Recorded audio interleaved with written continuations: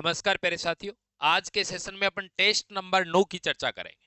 अपनी जो test series जो स्टार्ट से लेकर अभी तक चलती आ रही है, यानी जिसके अंदर आपके कितने टेस्ट टेस्ट आपके टोटल 10 टेस्ट, जिसके आपके 9 नंबर का टेस्ट हो चुका है। यदि आप कंटिन्यू पहले दिन से टेस्ट देते आ रहे हैं तो शायद आपको मजा आ रहा होगा। और कल ही मैंने एप्लीकेशन के अंदर ये टेस्ट डाला और आज आपने ये टेस्ट दिया है। कल दिया होगा, कुछ लोगों ने आज दिया होगा, लेकिन टेस्ट की व्याख्या स्टार्ट करते हैं। किस तरीके से पेपर के अंदर क्वेश्चन पूछे जाएंगे भविष्य में, यानी कि 17 जनवरी से एग्जाम स्टार्ट है। तो ये क्वेश्चन आपकी बेहद बेहद सहायता करने वाले हैं और परीक्षा उपयोगी सारे के सारे प्रश्न हैं। 350 क्वेश्चन निकाले हैं, तो आप यूं मान के चलो कि 3500 में से मैंने 350 क्वेश्चन निकाले हैं। तो कहीं ना कहीं ये क्वेश्चन बहुत महत्वपूर्ण क्वेश्चन। तो आइए बिना किसी अपने समय को जाया किए, बहुत कम समय परीक्षा का बचा है, समय खराब नहीं करना है। तो आओ देखो क्वेश्चन नंबर 1। बाकी आपको मालूम भी होगा कि अपने एक क्लास की विशेषता रही है कि अपन ने कभी समय को यूं बातों बातों में नहीं गवाया। ठीक है, आइए पहला क्वेश्चन। दो अंकों की एक संख्या अपने अंकों के योग से 4 गुना है। ठीक बात। यदि संख्या में 18 जोड़ दिए जाएं तो अंक अपना स्थान बदल लेते हैं। ऐसे क्वेश्चन को हमेशा ऑप्शन से करना चाहिए। याद दे रखा है कि अपने अंकों के योग से 4 गुना है। योग 4 और 8 इसका 12 आएगा, 12 का 4 गुना ये भी है। 4 2 6 आएगा, इसका भी 4 गुना है। 6 3 9 इसका भी 4 गुना है। 4 2 6, ये तो 4 गुना है ही नहीं। 6 का 4 गुना थोड़ी है 42, तो ये तो ऐसे कटेगा। अब कह रहा है 18 जोड़ दे। 48 में 18 जोड़ूंगा तो बोलो क्या आएगा। 48 और 8 56 10 66, संख्या पलट थोड़ी गई। इसमें 18 जोड़ूंगा तो 24 और 18 कितने होते हैं 42। आप देख सकते हैं संख्या 24 की उल्टी 42, तो आपका 2 नंबर भी सही रहेगा। चलो आगे आओ। हालांकि इसकी पीडीएफ भी मैं डाल दूंगा, किसमें, टेलीग्राम में डालूंगा, डीके एजुकेशन टेलीग्राम के अंदर, जो डिस्क्रिप्शन में लिंक भी दिया हुआ है। ठीक है। 0.123 के बराबर भिन्न है। इस कंडीशन में अपन क्या करते हैं, 123 लिया, घटाएंगे क्या 12। भाई बार सिर्फ 3 पे है, तो इस कंडीशन के अंदर जो पूरी संख्या लिखते हैं दशमलव के बाद की, और जिस पर बार नहीं है उसको घटाते हैं और उसके 2 जीरो भी लगाते हैं। लेकिन किसके पीछे, बार एक 3 के ऊपर एक ही डिजिट पे है तो 9 लिखा। ठीक है, बात समझ में आ गई। या फिर ऐसे, अब सुनो, जैसे 123 लिखा आपने, बार कितने के ऊपर है, एक ही अंक पर है, तो बार हटाया 9 आ गया। अब दो संख्याएं ऐसी है, इस संख्या में दो अंक 1 और 2, यानी 12 ऐसा है कि जिस पर बार नहीं है। बार नहीं है वो ऊपर से घटेगा और उतने ही जीरो नीचे लगेंगे। 123 माइनस 12 करूंगा तो 111 बटे 900, और आगे काटूंगा 3 से काट दूं 37 बटे 300 आ जाएगा। ये रहा ऑप्शन 2 के अंदर 3 नंबर। जैसे ही साइड में होता हूँ स्क्रीनशॉट लेना होता है तो स्क्रीनशॉट भी ले लिया करो, कोई दिक्कत वाली बात है नहीं। चलो आगे आओ 3 नंबर का। मंदी के कारण, आज मैं थोड़ा सा फास्ट भी करवाऊंगा, मंदी के कारण एक वर्ष में सिद्धांत का वेतन 16% घट गया। 16% का मतलब क्या होता है, 16/100 यानी 4/25। यानी इसका वेतन पहले यदि 25 था तो 25 से घटकर कितना हो गया 21। किसका, सिद्धांत का वेतन। और अगले वर्ष 25% बढ़ गया। 25% का मतलब क्या होता है 1/4, यानी 4 के ऊपर 1 बढ़ गया 5। तो यहाँ बोलो कितना, 25 इंटू 400, यहाँ कितना 21 इंटू 5 105, कितने 5% की वृद्धि। 3 में 1 हो गया। चलो आगे आओ। 1 लीटर का कितना प्रतिशत 200 ml है। 1 लीटर में कितने होते हैं 1000 ml। ये 200 का कह रहा है, परसेंट निकालना, इंटू 100 कर दो। 2 जीरो से 2 जीरो ये काट दिया 20%, 4 में 1 हो जाएगा। चलो आगे आओ। एक फल विक्रेता 33 आम बेचकर 11 आमों के विक्रय मूल्य के बराबर लाभ कमाता है। ऐसे क्वेश्चन बहुत अच्छे तरीके से करवाए हैं। 33 आम बेचकर, मैं कह दूं 33 आमों का विक्रय मूल्य एसपी, और 33 आमों का क्रय मूल्य 33 सीपी। ठीक है। ये एक स्टेप आगे वाला क्वेश्चन है, किसका है आगे वाला, 33 आमों का विक्रय मूल्य 22 आमों के क्रय मूल्य के बराबर है। तब तो ऐसे करते आते 33 लिख दिया 22 लिख दिया ऐसे। लेकिन ये कह रहा है 33 आम बेचकर, यदि मैं कहूं 33 आम ही बेचे 33 आम ही खरीदे तो नो प्रॉफिट नो लॉस की कंडीशन होगी। लेकिन ये कह रहा है कि 11 आमों के विक्रय मूल्य, 11 आमों के विक्रय मूल्य यानी 11 एसपी, विक्रय मूल्य को सेलिंग प्राइस लेते हैं, के बराबर लाभ होता है, तो ये लो भाई प्लस 11 एसपी। अब ये 11 एसपी इधर आएगा ना, तो 33 में से 11 घटाऊंगा तो बोलो क्या आएगा, 22 एसपी, बराबर बोलो क्या होगा, 33 सीपी। सीपी के बटे में एसपी को ले जाऊं, सीपी के बटे में एसपी को ले गया, तो 22 एसपी इसके बटे में चला गया, 33 यहाँ काटूंगा, 2 आ गया, 3 आ गया। अब आप कहते सर एसपी के बटे में सीपी ले, कोई दिक्कत नहीं थी। इसका मतलब सीपी कितना 2, एसपी कितना 3, 2 के ऊपर कितना फायदा भाई, 2 में खरीदा 3 में बेचा, तो एक का फायदा 50%। आपका आंसर 5 के अंदर राइट आंसर क्या रहेगा, 4 नंबर विकल्प रहेगा। अगला क्वेश्चन 41,650 रुपए की दर से 2 स्कूटर बेचे, यानी एक समान विक्रय मूल्य पर बेचे, तो 25% लाभ एक पर, दूसरे पर 25% हानि, तो 25% का मतलब क्या होता है, 1/4। इसका मतलब 4 में खरीदा 5 में बेचा, दूसरी वस्तु को 4 में खरीदा और 3 में बेचा, यही तो बात है भाई, ठीक है। लेकिन ये दोनों का क्या है, क्रय मूल्य, भाई पहली वस्तु का क्रय मूल्य 4, दूसरी का भी 4, पहली वस्तु का विक्रय मूल्य 5 और दूसरी का विक्रय मूल्य 3। लेकिन ये कह रहा है 41,650 रुपए की दर से 2 स्कूटर बेचे, यानी प्रति दर इस तरीके से बेचे, इसका मतलब विक्रय मूल्य बराबर है। तो विक्रय मूल्य बराबर करने के लिए क्या करोगे, इसको 3 से गुणा कर दो, इसको 5 से कर दो, तो ऊपर वाली क्या बनेगी, 4 तिये 12, 5 तिये 15, ठीक बात, 5 4 20, 5 तिये 15। अब देख लो, यहाँ पहले क्रय मूल्य बराबर था, तब अपन नहीं कर रहे थे, लेकिन क्यों, क्योंकि क्वेश्चन में विक्रय मूल्य बराबर है। अब यहाँ विक्रय मूल्य बराबर हो गया ना, दोनों को विक्रय मूल्य कितना है, 15 + 15।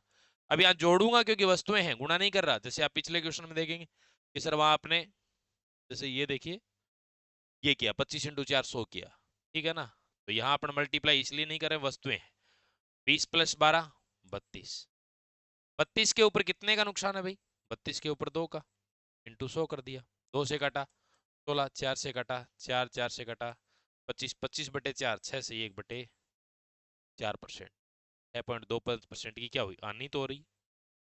अब कुछ विद्यार्थी कहेंगे सर प्रतिशत बटे 10 की होल स्क्वायर की सदैव हानि, इस तरीके की बातें करते हैं, प्रतिशत बटे 10 की होल स्क्वायर की सदैव हानि होती है इस कंडीशन के अंदर, ऐसी चर्चा अपन करते हैं, ठीक है। बिल्कुल वो ट्रिक तो है ही कि प्रतिशत बटे 10 की होल स्क्वायर की सदैव हानि, ऐसा करते अवश्य है। 1 मिनट रुकिएगा।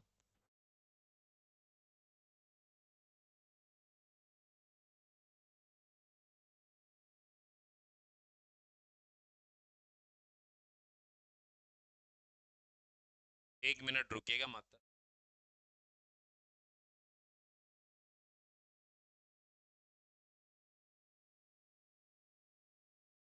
तो ऐसे ही कंडीशन में ऐसे भी कर सकते हैं कि सर 25/10 की होल स्क्वायर ये सदैव हानि, तो काटेंगे तो 6.25 आएगा, ऐसा भी कर सकते हैं, लेकिन ये लिमिटेड चीजों के लिए है। मैं ये जो तरीका बता रहा हूं, ये कॉन्सेप्ट बताता हूं, ये कंप्लीट है। चलो आगे आइए। अगला, हीरे की कीमत उसके वजन के वर्ग के समानुपाती है, ठीक बात। 4 भागों में हीरा टूट जाता है, 1:2:3:4। टूटे हुए टुकड़े का मूल्य है वो 2,10,000 रुपए, मतलब टुकड़ा टूट गया, उसके बाद 2,10,000 रुपए कम में बेचा गया। हीरे की जो कीमत है वो इसके वर्ग के, वजन के वर्ग के समानुपाती है, तो वजन का वर्ग करेंगे तो 1 का स्क्वायर 1, 2 का स्क्वायर 4, 3 का स्क्वायर 9, 4 का स्क्वायर 16, 16 9 25, 4 29 31, 30 चला गया, बचा क्या 70, और ये किसके बराबर है, 2,10,000 के बराबर, ठीक है। 1 0 से 1, 7 से काटा 3, 1 यूनिट बराबर क्या आ गया, 1 यूनिट की वैल्यू क्या आ गई, 3,000 आ गई। आपको वास्तविक मूल्य यानी 100 का मान चाहिए पूरा, बोलो 3,000, 2 जीरो और लगा दो, 3 लाख हो जाएगा, तेरा 3 लाख, साथ में 4 हो जाएगा। चलो आगे आओ। ए तथा बी ने एक साथ एक व्यवसाय प्रारंभ किया और 3:5 में इन्हें लाभ मिला। बी ने 12 माह के लिए 80,000 रुपए निवेश किए, ए ने 72,000 रुपए की क्वेश्चन है, ठीक है। अब आप ये सोच रहे हैं सर ये तो साझा का आ गया, लेकिन कहीं ना कहीं रेशियो भी क्वेश्चन पूछ सकता है, साधारण सा क्वेश्चन। तो मैं ये ए लेता हूं, ये बी लेता हूं। ए का क्या कह रहा है, ए ने 72,000 रुपए लगाए, ये लो, कितने माह के लिए? माह के लिए तो मैं एम लिख देता हूँ ज्ञात करने अनुपात। और बी ने क्या किया? बी ने 80,000 रुपए। कितने माह के लिए? 12 माह के लिए। और इनका जो अनुपात मिला वो क्या मिला? 3:5। ये क्या है? लाभ यानी बेनिफिट मिला। सीधी सी बात है, इनके बराबर में ये रखते हैं। देखो 3 0 12 से 12 6 72। ठीक है, 2 से 3, 2 से 40, 3m/40 आ रहा है क्या ये?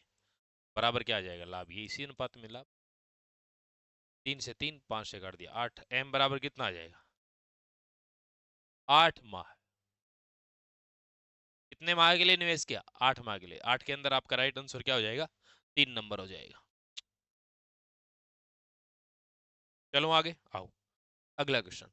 ए अनुपात बी समानुपात सी अनुपात डी है, तो संख्याएं ए अनुपात ए सी डी वित्तता अनुपात में होंगी। तो वित्तता अनुपात में यानी बी बराबर सी, 9 में 3 हो जाएगा। चलो आगे आओ। अगला क्वेश्चन। कितने समय में 5% वार्षिक साधारण ब्याज की दर से किसी धन के मान में 40% वृद्धि हुई? इसका मतलब 100 से कितना हो गया? 140 धन। तो ब्याज कितना बना यहाँ पे? ब्याज कितना बना? 40। और ब्याज क्या होता है? आरटी। बताया मैंने, ब्याज आरटी होता है। आर कितना है? 5%। समय टी है 40। टी बराबर कितना आ जाएगा? 8 वर्ष। करेक्ट। चलो आगे आओ। अगला क्वेश्चन। 9 अगस्त 2006 से 21 अक्टूबर 2006 तक 1820 रुपए पर 7.5% वार्षिक दर से साधारण ब्याज कितना होगा? साधारण ब्याज देखो, चलो आओ यहां से देखते हैं। अगस्त में कितने दिन होते हैं भाई? 9 अगस्त 2006 से 21 अक्टूबर 2006 तक का निकाले। 9 अगस्त, तो अगस्त के दिन में से 31 में से 9 गए तो बचे कितने? 22। सितंबर पूरे 30 दिन बच गए। अक्टूबर कितने बच गए? अक्टूबर के 21 दिन आ गए। 2 और 1 3, 3 2 5 2 7, 73 दिन हो गए। ठीक है, तो अब यहां पर यदि मैं टाइम की बात करूं, टाइम की बात करूं, तो 73 दिन आ रहे हैं, वर्ष में निकालें क्या होगा? 365। इसका मतलब 1/5 वर्ष टाइम आ गया। ठीक है, अब साधारण ब्याज होता है वो क्या होता है? आरटी होता है। ठीक है, आरटी होता है। अब आप मुझे ये बताओ 1820 है। ठीक है, पहले तो आरटी ब्याज निकालू मैं।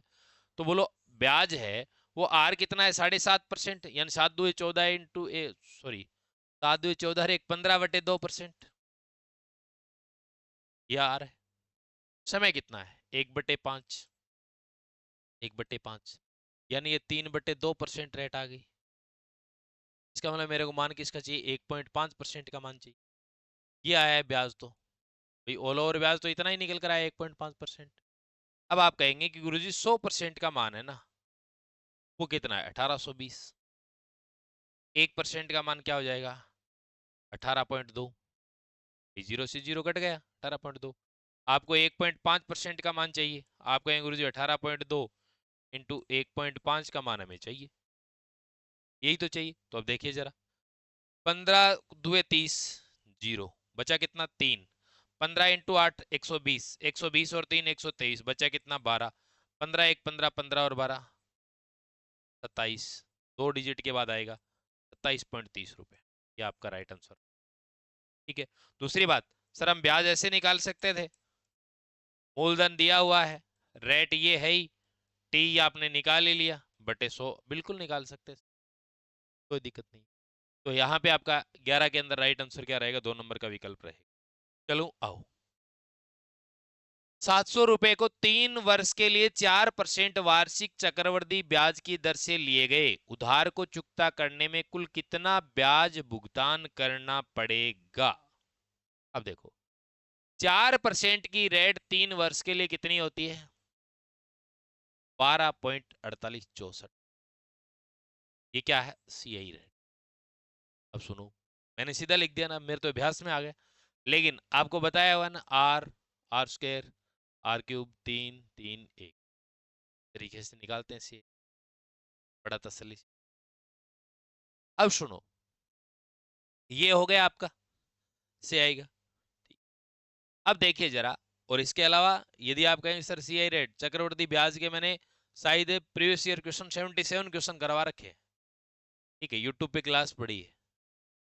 अब देखो, मतलब यूट्यूब के ऊपर मैं आपको 15 टॉपिक के लगभग लगभग आप मान के चलो कि 2000 क्वेश्चन यूट्यूब पे फ्री करवा चुका हूँ। मतलब करवा दूंगा 10, तो कुछ एक बचे अभी, यो मान के चलो 10 जनवरी से पहले पहले। तो किसी भी टॉपिक में आपके दिक्कत है, उस टॉपिक के प्रीवियस ईयर क्वेश्चन सारे देखो। अगला देखो, ये देखो, इसका मतलब ये मान दिया है 700 मूलधन है तो 100% बराबर कितना 700, 1% बराबर कितना आ गया 7। आपको मान चाहिए इतने परसेंट, 1% बराबर 7, आपको 12.48 इंटू 64 का चाहिए। तो ये लो भाई 12.4864 इंटू 7। अब देखो, मैं करके बताऊं आपको, इसको गुणा करोगे वो आपका आंसर आना है। आपको गुरुजी गुणा करे करना पड़ेगा कैसे?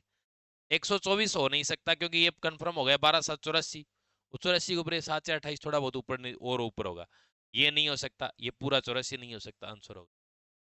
वाह, मजा आया ना? अब आप यदि मेरी जगह होते तो आप ऐसे करते हैं गुरुजी 12.4864 को गुणा करते हैं 7 से, तो सीधी सी बात है ये आएगा। क्यों आएगा? क्योंकि ऑप्शन के अकॉर्डिंग, अब ऑप्शन यदि दूसरा ऐसे होता था 87.15 तब तो अपने को पूरा कैलकुलेट करके कन्फर्म है कि 1284 से ज्यादा मान आएगा, 28 आ नहीं सकता, 1284 आ रहा आगे पॉइंट में ही है, तो 124 तक पहुंचने का आंसर। चलो आगे आओ। 1000 रुपए की धनराशि 10% वार्षिक दर पर प्रति वर्ष चक्रवृद्धि जोड़ने पर कितने समय में 1331 हो जाएगी? ये आपका ए अमाउंट मिश्र धन, ये आपका पी मूलधन। आप पढ़ते हैं कि मिश्र धन बराबर मूलधन इंटू 1+r/100 की पावर क्या टी। ये कितना है 1331, ये मूलधन इसके बटे में आ जाएगा जो कि 1000 है, बराबर 1+r कितना है 10 है ना, 10/100 यानी 1/10, तो बोलो कितना 11/10। इसको क्या लिख सकते हो 11/10 की पावर 3 लिख सकते हो। और ये इधर क्या है 11/10 की पावर टी। जब संख्याओं का आधार कोई घातांकीय संख्या उसका आधार बराबर है तो घात भी बराबर, तो टी बराबर 3 वर्ष, जो कि 3 ऑप्शन। अगला क्वेश्चन, एक दिन के सापेक्ष 45 मिनट दिनांक 45 मिनट है। अब एक दिन की बात करूं तो घंटे कितने होते हैं 24, 24 घंटे होते हैं, लेकिन 60 मिनट में निकालनी तो ये बट इंटू 60, 24 इंटू 60, ये क्या हो गई मिनट आ गई। आप मल्टीप्लाई मत करो एक साथ, 24 इंटू 60 ऐसे लिख। अब देखो 15 से काटू, 15 तिये 45, 15×4 = 60, 3 से काटूंगा 8, 1/8 इंटू 4 है यानी 1/, हो गया ये। चलो आगे देखो, वर्गमूल का क्वेश्चन है। 49 का क्या आएगा 7, 29 और 7 कितने हो 36, तो 36 का ये कितना हो गया 6, 19 6 25, तो ये कितना आ जाएगा 5, 11 5 16, तो ये कितना हो जाएगा 4, 5 4 9 अंडर में, तो बोलो आंसर आ गया 3। आंसर क्या आया है 3, लेकिन इसमें आंसर क्या आया आपका 3, लेकिन विकल्प 4 है, ये ध्यान रखना। ये क्वेश्चन यदि पेपर में आया है, आया हुआ है कंफर्म है, लेकिन ये किस लिए आया है? ये इसलिए नहीं आया, विद्यार्थी तुरंत करे बोले यार इतना 7 29 7 36, 36 का 6, 19 6 25, 5 11 5 16 4, 5 4 9 3, 3 आ गया, बोले भाई साहब हो गए, माथा पकड़ के रोए। अरे भाई जल्दबाजी में भावुक होके कर दिया। तो आपका जबकि ये नहीं होगा, क्यों? क्योंकि आंसर 3 है, ऑप्शन 4 है। आगे आओ, एक समांतर चतुर्भुज के दो आसन कोण 3x-4 डिग्री और 3x+10 डिग्री आसन कोण है, तो इनके कोणों का आसन कोणों का योग कितना होगा 180 डिग्री होगा। सीधी सी बात है, ये बात आपको मालूम होनी चाहिए। 3x-4 प्लस आगे क्या है 3x+10 बराबर कितना 180। अब जोड़ दो चाहे इनको, ये ब्रैकेट हटा देंगे, ब्रैकेट हटा के लिख दें 3x-4 प्लस 3x+10, 3x और 3x 6x, ये -4 है ये 10 है, बोलो कितना बचा प्लस का 6, भाई -4 है और यहाँ क्या है प्लस का 10, तो -4 घटाएंगे, प्लस का क्या बचा 6 ही तो बचा, बराबर 180। अब एक काम करो 6 में सब में भाग ही दे दो आप, 6 6 30, ऐसे ही होगा, x प्लस 1 बराबर 30, x बराबर कितना आ गया 29। अब ऐसे मत कर देना भाई, यहाँ एक है ठीक है ना, हाँ, काटेंगे सब, सब जगह 6 का भाग दे दिया दोनों तरफ। क्योंकि अपन समीकरण में दोनों तरफ भाग दे सकते हैं। या फिर आपका तरीका ऐसा होता, कोई बायोलॉजी का विद्यार्थी कहते नहीं गुरुजी 6x+6 है ना, 6 इधर भेज दो, 186 सॉरी 174 हो जाएगा, हो जाएगा x बराबर जी 6 12 5 54, x बराबर 29। ठीक है, लेकिन आपसे क्या पूछा है कि छोटा कोण, तो 3x+10, 3x में प्लस 10 जोड़ा जा रहा है, ये 3x में 4 घटाया जा रहा है, छोटा कोण तो ये 3 × 29 -4, 29 × 3 कितने होते हैं 87, 87 -4 83, आंसर 16 के अंदर आपका राइट आंसर क्या रहेगा, 4 नंबर का विकल्प रहेगा। चलो आगे आओ। निम्न में से कौन सा कथन दो त्रिभुजों की सर्वांग समता के लिए सत्य नहीं है, ये कह रहा है। सर्वांग समता और समरूपता के रूल पढ़े होंगे। सर्वांग समता का रूल क्या कहता है भाई, सेम सेम एकदम, एक त्रिभुज की तीनों भुजाएं क्रम से दूसरे त्रिभुज की तीनों भुजाओं के बराबर हो, तो इसका मतलब ये बात तो सही है। ठीक है, एक त्रिभुज की दो भुजाएं वह उनके बीच का कोण दूसरे त्रिभुज की दो भुजाएं उनके बीच के कोण के बराबर हो, बिल्कुल ये बात भी सही। एक त्रिभुज के दो कोण और दो कोण हो ऐसे, और उनके बीच की भुजा और दूसरे त्रिभुज के दो कोण और उनके बीच की भुजा के बराबर हो, बिल्कुल वो भी क्या होंगे सर्वांग। अभी यदि मैं अकेले सर्वांग सम को डिफाइन करने लग जाऊं वो टाइम लगेगा। एक त्रिभुज के तीनों कोण दूसरे त्रिभुज के तीनों कोणों के बराबर हो, तो ये बात गलत है। ठीक है, तो आंसर ये हो गया। क्यों? क्योंकि जैसे ये मान लीजिए मैं ऐसे कह दूं, ये हो गया, जैसे मैंने कहा ये 50 डिग्री है, ये 60 डिग्री है, ये 70 डिग्री है, ऐसे कह दिया, तो कोई बड़ा त्रिभुज ऐसे भी तो हो सकता है, ये 70 डिग्री है, ये 50 डिग्री है, 60 डिग्री है। तो अब एक बात, तो ये क्या है, ये आपस में सर्वांग सम है क्या? नहीं, ये तो समरूप है, सिमिलर है, तो ये रूल ठीक है। चलो आगे आओ, अगला। एक वर्ग मीटर बराबर x वर्ग मिलीमीटर, मिली को हटाना है ना, तो डेसी सेंटी मिली माइक्रो, ठीक है, तो 10 की घात -3 इंटू 10 की घात -3। ठीक है, तो ये 3 और 3 6 जीरो लगा दो, क्या लगा दो 6 जीरो लगा दो, 6 जीरो किसमें 2 4 2 6, तो आपका 18 के अंदर राइट आंसर क्या हो गया, 4 नंबर का विकल्प हो गया। ठीक है ना। अब यदि मैं आपको कहूं कि जो मैंने मापन टॉपिक पढ़ाया है ना, वो यहां से क्वेश्चन है। विद्यार्थी क्या कहता है पता है, मैंने आपको क्षेत्रमिति, क्षेत्रफल एवं परिमाप और आयतन पढ़ा है, लेकिन उससे पहले कोर्स के अंदर आपको पता है कि मैंने मापन टॉपिक पढ़ा है। बहुत सारे विद्यार्थियों ने कहा सर मापन क्यों पढ़ा रहे, इसलिए पढ़ा रहे हैं, क्योंकि का पूछा हुआ। अगला क्वेश्चन देखे, आओ। एक आयत की लंबाई और चौड़ाई पूर्णांक इंटीजर, ठीक है, तथा इसका क्षेत्रफल के वर्ग इकाई की संख्या इसके परिमाप की रेखीय इकाई, परिमाप की रेखीय इकाई संख्या से एक कम है। परिमाप है ना, परिमाप से एक कम क्या है, क्षेत्रफल है, ऐसा है। तो आयत का क्षेत्रफल बताओ। आयत का क्षेत्रफल यदि मैं 10 लेता हूं, है ना भाई, आयत का क्षेत्रफल क्या होगा, एल बी तो होगा, एल बी 5 × 2 ले लूं, पूर्णांक लूंगा तो ऐसे ही लूंगा भाई, 5 × 2 2 ले लूं, ठीक है, 5 × 2 ही तो ले सकता हूँ, और तो नहीं ले सकता, तो 5 × 2 लूंगा, जैसे ये ले लेता हूँ, 5 × 2 लिया, ठीक है, ट्रिपल तो 10 है, लेकिन 5 और 2 10 10 20, 20 में से एक परिमाप घटाएंगे 10 थोड़ी आता है 19।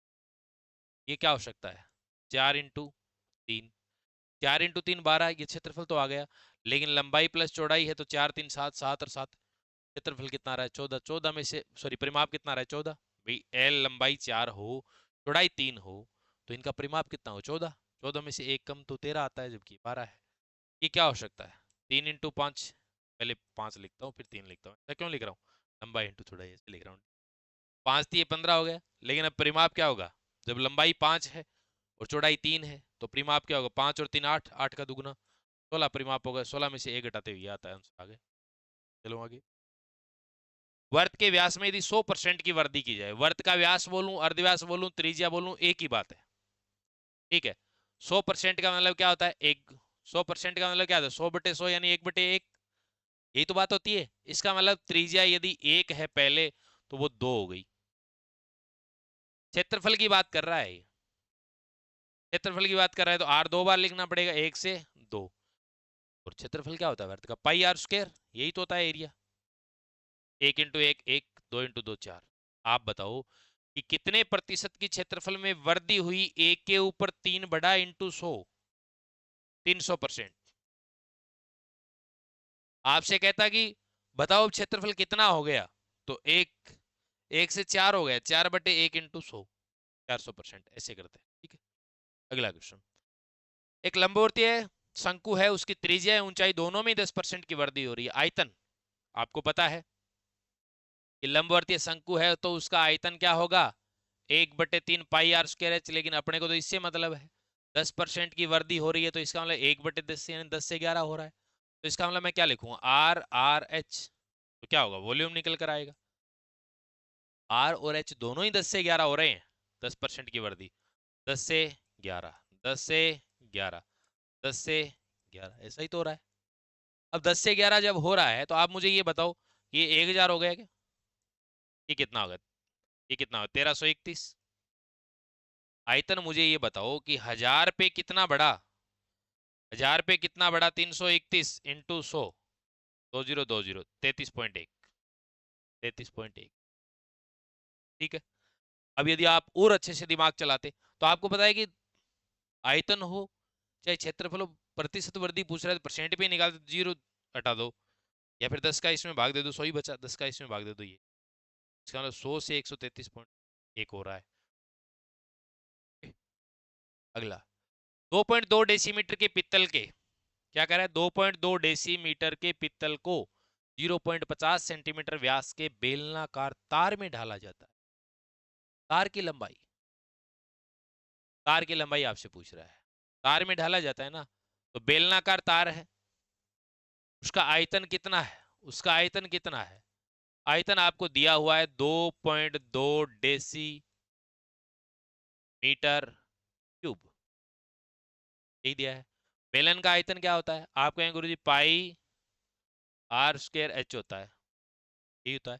अब 2.2 डेसीमीटर, यहाँ सेंटीमीटर है तो इसको भी बदलो भाई, 2.2 डेसी। डेसी का मतलब होता है 10⁻⁻1। ठीक है, तो मैं यहाँ पे वैल्यू रख दूं 10⁻⁻1, 10⁻⁻1, ठीक है, और 10⁻⁻1। ऐसे ही तो आएगा भाई ये मीटर क्यूब, ऐसे ही तो आएगा। सीधी सी बात, आप ऐसे कहोगे गुरुजी ये लो सीधा ही लिखो आप, 10⁻⁻, मीटर में हो गया। अब गुरुजी सेंटी लिखना है, तो इसका मतलब यहाँ आप सेंटी लिखना चाहते हो तो सेंटी क्यूब है तो 3 बार आएगा, तो बटे में भी लिखना पड़ेगा। इसका मतलब नीचे भी आएगा 10⁻⁻2 इंटू 10⁻⁻2 इंटू 10⁻⁻, मात्रक बदलने का तरीका बता रहा हूँ, और आना भी चाहिए। तो ये आप ऑल ओवर ऐसे भी लिख सकते हो कि गुरुजी सेंटी का मतलब 10⁻⁻2 है, वो 3 बार आएगा 10⁻⁻। अब गुरुजी इसको सोल्व कर लो, बाकी ये सेंटीमीटर क्यूब में 2.2 इंटू 10⁻⁻6 है, इसको तो ऊपर ले जाओ 10⁻6, ये 10⁻3 है, इसको नीचे ले आओ 10⁻3, ये हो गया सेंटीमीटर क्यूब। अब आपको गुरु बड़ा इजी वे में हो गया, 10⁻3 यहाँ 3 ही बचा, तो ये 1000 है, 2.2 को 1000 से गुणा करेंगे तो 2200 सेंटीमीटर क्यूब। कितना प्यारा क्वेश्चन है, कितने प्यारे तरीके से हो गया। अब देखो 2200 सेंटीमीटर, और ये क्वेश्चन यदि दिया है तो मात्रक चेंज करने के लिए दिया है। अब एक बात हो, पाई का मान कितना है? 22/7। आर का मान क्या है?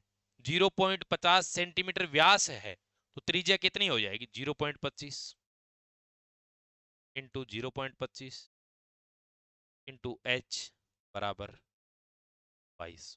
देखो सोल्व करना है, 22 से काटूंगा, क्या ये 100 ही रहेगा ना? ठीक है, यहाँ दशमलव हटा देता हूँ, बटे में 100 ले आता हूँ, यहाँ दशमलव हटा देता हूँ, बटे में 100 ले।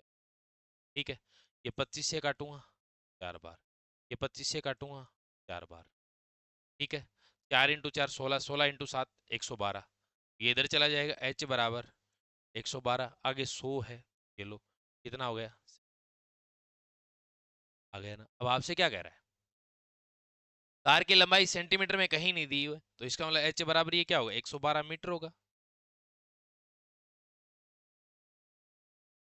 11200 सेंटीमीटर, इसको क्या लिख सकते हैं? 12 मीटर। आपका आंसर 22 में आपका राइट आंसर क्या रहेगा?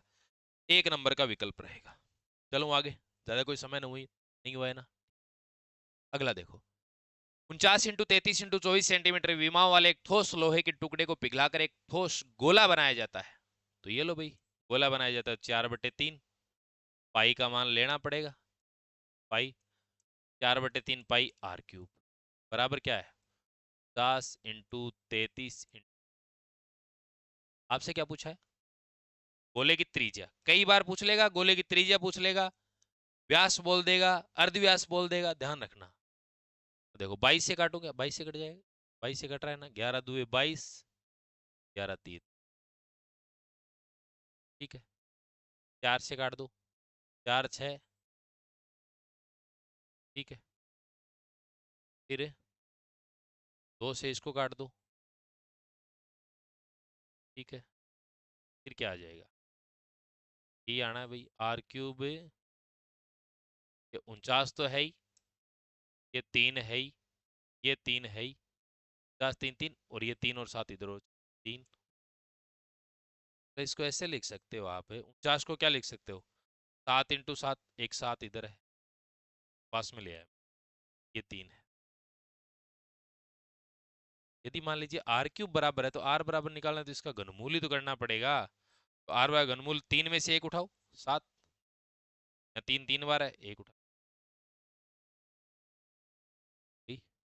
23 के अंदर 1 नंबर। चलो आगे आओ, यहाँ पे दिया हुआ है, अब सुनो क्या है, ए बी सी 3 विवरण इस प्रकार है, ठीक है। अब यहाँ इस क्वेश्चन के अंदर क्या करना है मैं आपको बताऊं। ये आपके ए में दिया 2 3 7 1 3 2 3, ठीक है। माध्य माध्यिका का बहुलक, अब आपको देखना पड़ेगा कि बी की माध्यिका क्या है। पहला ऑप्शन देखो बी की माध्यिका है। अब पहले बात आप बिना किसी देर किए माध्यिका की बात आई, इनको एक सीक्वेंस में लिख देना। जैसे देखो एक बात आओ, एक लिखूंगा ना, लिख, फिर 2 लिखूंगा, 2 लिख दिया, ठीक है। फिर एक 2 बार हो रहा है, फिर 2 1 बार हो रहा है, फिर 3 3 3 3 3, फिर क्या है 7। अब इसमें आ जाओ, इसमें सबसे छोटा क्या है 3 5 3 5 5 3 5 5 7 9, 3 5 5 7 9 नहीं है, 9 से 8 आएगा, 8 9 12, ये काम तमाम।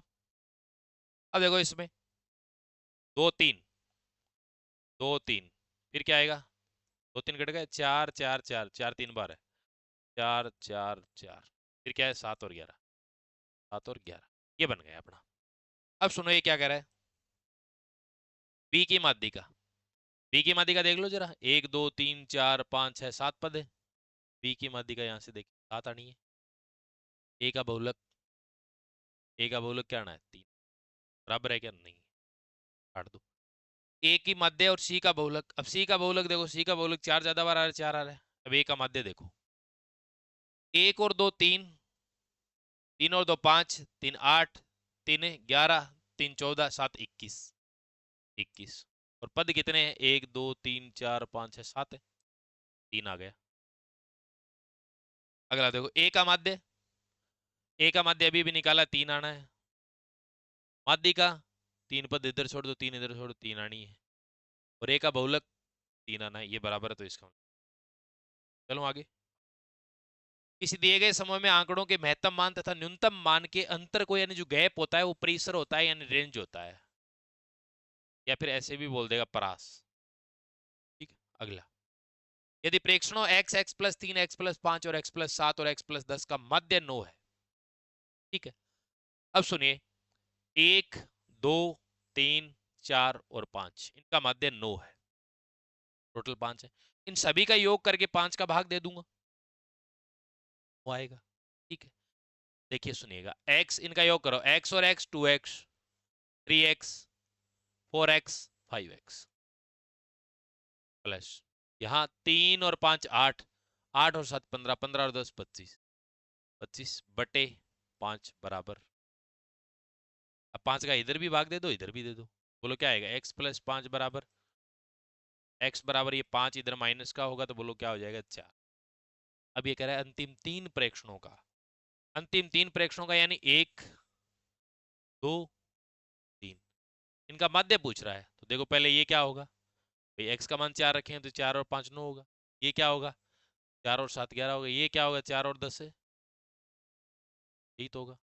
का माध्य पूछ रहा है, तो जोड़ दो, 11 और 9 20, 20 और 14 34, 34/3, 3 है, 3 का भाग देंगे माध्य या औसत निकालने के लिए, तो 11 3 33, 11 से 1/3। तो आपका 26 के अंदर आपका राइट आंसर क्या रहेगा, 3 नंबर हो जाएगा। चलो आगे आओ। एक थैले में 15 लाल गेंद है और कुछ हरी गेंदें हैं। यदि एक हरी गेंद निकालने की प्रायिकता 1/6 है, तो हरी गेंदों की संख्या बताओ।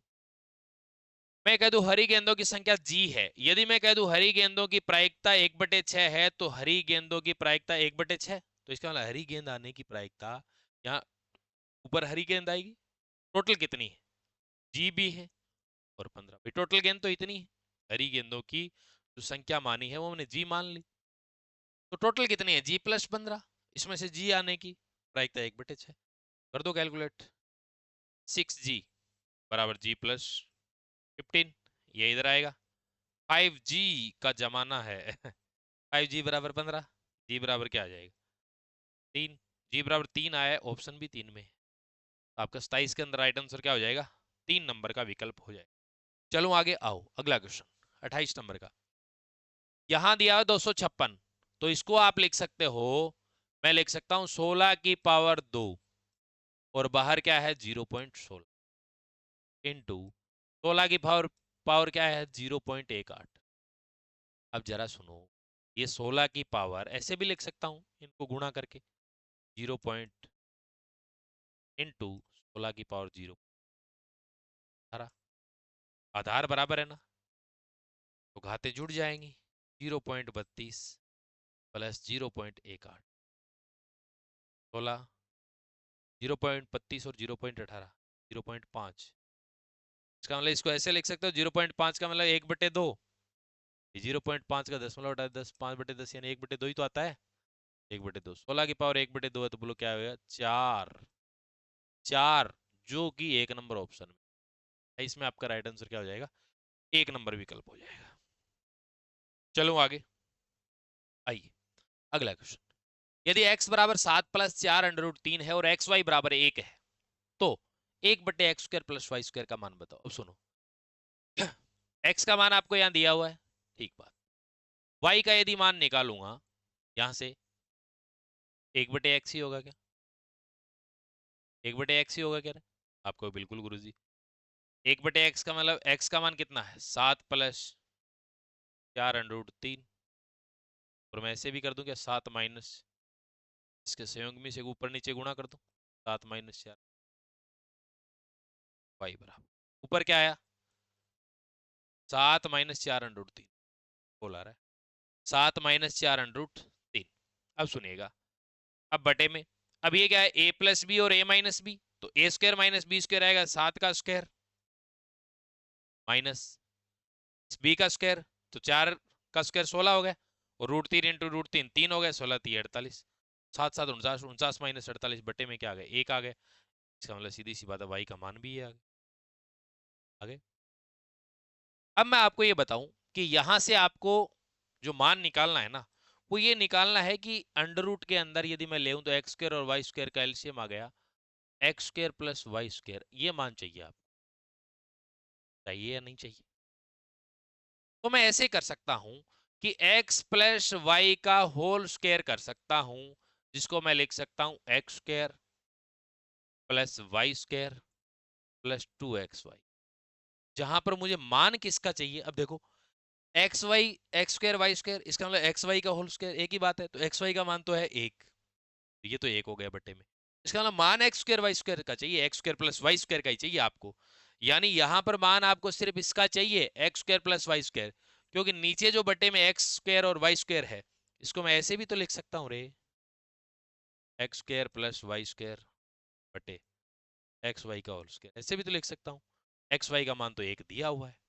इसका मतलब आपको मान किसका चाहिए, x² + y² का ही मान चाहिए, निकाल दूं, देखो अब सुनिएगा, x + y, तो x का मान तो है 7 + 4 √3, या फिर x + y का मान यहाँ निकाल दूंगा अलग से, x प्लस, देखो 7 + 4 √3 प्लस y का मान क्या है, 7 - 4 √3,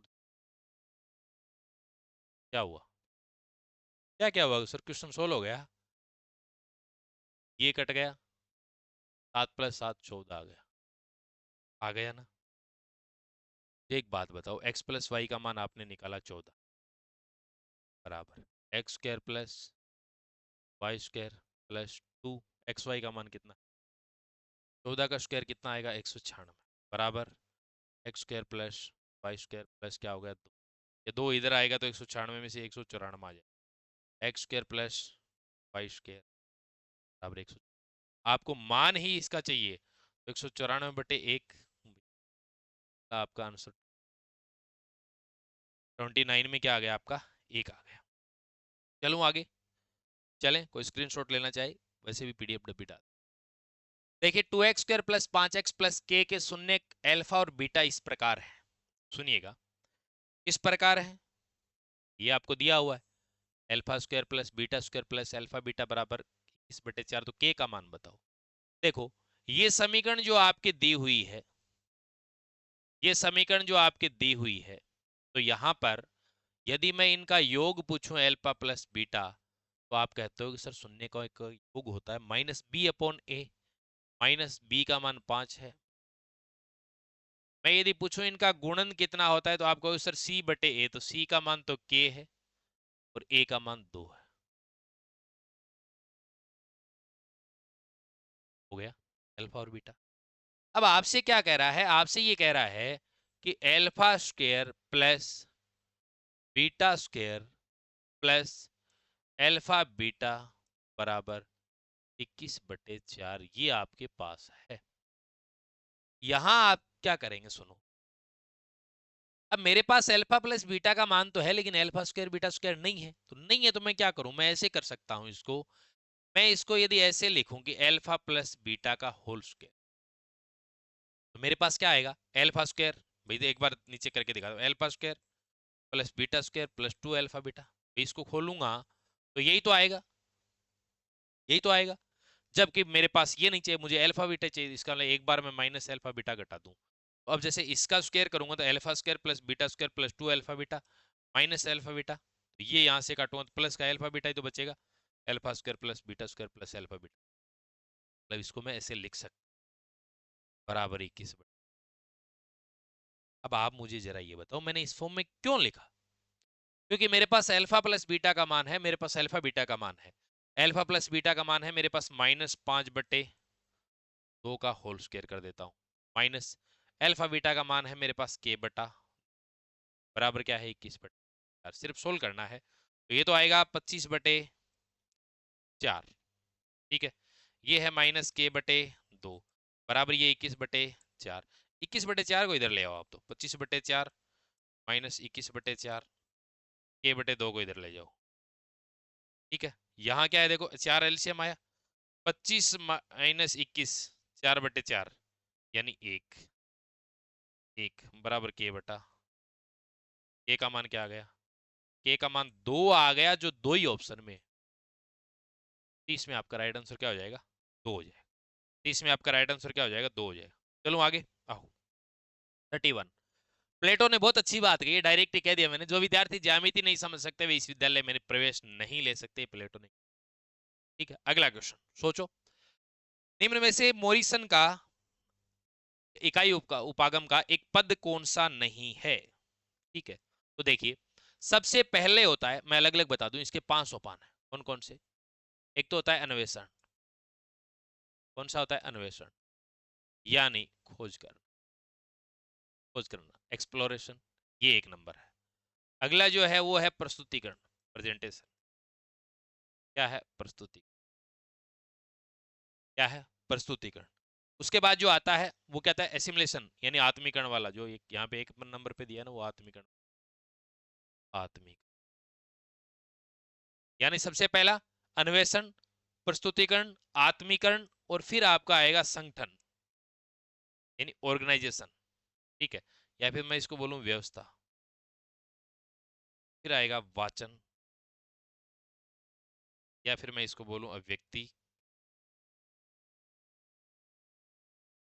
या फिर मैं बोलूं, इंपॉर्टेंट है ये, मॉरिसन के सोपान। मॉरिसन के इकाई उपागम के,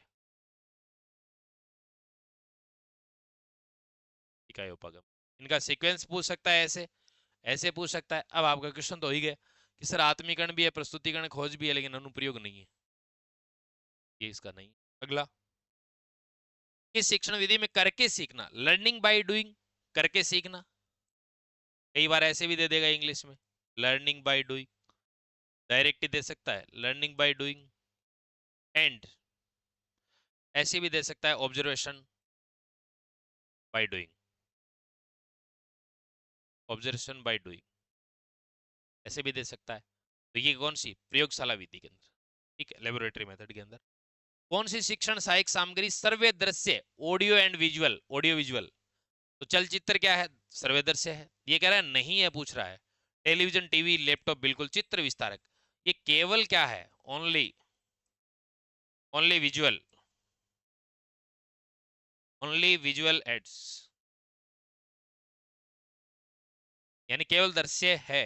अगला, निम्न में से कौन सा गणित शिक्षण का संकीर्ण उद्देश्य है, संकीर्ण, संकुचित, विद्यार्थियों में सुव्यवस्थित तर्कणा को प्रोत्साहित करना, सुव्यवस्थित तर्कणा, अच्छी बात है। विद्यार्थियों में सामान्यकरण क्षमता का विकास करना, चारों पढ़ो।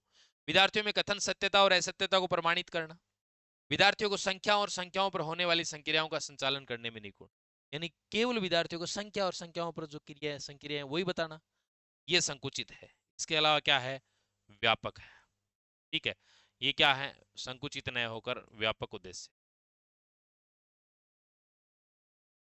व्यापक, ठीक है। इसके अलावा मैंने आज थोड़ा सा क्लास में जल्दी की है, जल्दी इसलिए की है कि अभाव चल रहा था। टेस्ट नंबर 9 हो चुका है, टेस्ट नंबर 10, टेस्ट नंबर 10 ये होगा आपका 10 जनवरी को, और 10 जनवरी को ही व्याख्या करवा, ठीक है। डीके एजुकेशन मोबाइल एप्लीकेशन इधर आ रहा है, पट्टी वगैरह नीचे चल रही है बॉटम में, ठीक है, और हेल्पलाइन नंबर भी आपको दिए गए हैं नीचे, आप संपर्क भी कर सकते हैं।